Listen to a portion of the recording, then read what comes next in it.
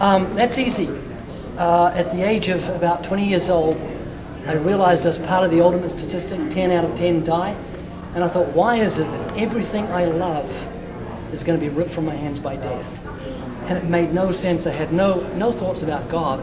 I used to say my prayers every night as a little kid. I used to rattle through the Lord's Prayer in about 10 seconds.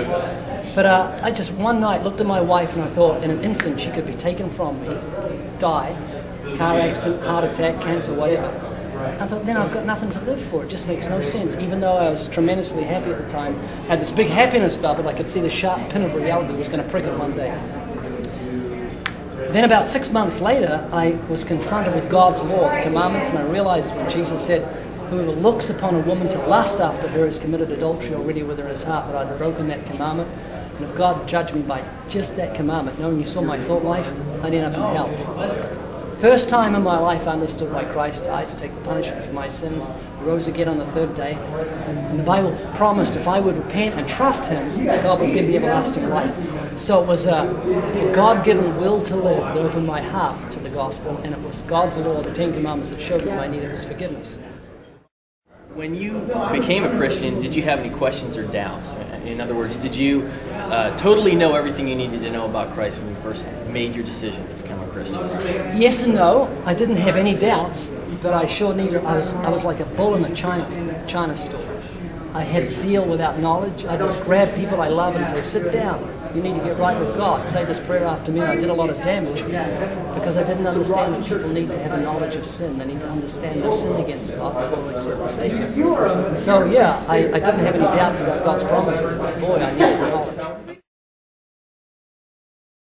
How did you answer these questions that you had about it? What were some of the methods that you used? Study the scriptures. Okay. That's really what I started preaching open air. Did it every day, and it's a sink or swim situation. If you're preaching open air and people are yelling, "How do you know God exists?" You've got to find out. So I studied the scriptures and just formulated all these principles over about 12 years daily preaching, and that's where I think I gained the knowledge. Just hard knocks, school of hard knocks. What would you say some of the top reasons you hear from people about why they decide against Christ? I think it's a lack of knowledge on their part. It was for me.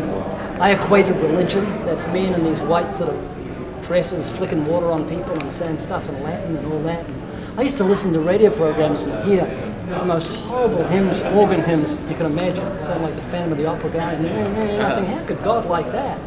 And I didn't realize that religion is man striving to get right with God by his own efforts, but it's important that we don't throw out the baby with the bathwater. You know that old saying? We don't want to let the baby go down the drain because it's valuable. And there's a lot of dirty bathwater that masquerades as God's representatives, but underneath that is the real thing. So ignore the hypocrisy, ignore the traditional religion that gets up everybody's nose, including Jesus. His biggest enemies were religious people, and realize there's the real thing underneath that. Great. Thank you very much. Is that it? That's it. WhyTheMaster.com. Ask him, are you ticklish? Hell's best kept secret at your local bookstore. Okay? Hey, God bless you, Great. brother. Thank you very much. Thanks. Thank you.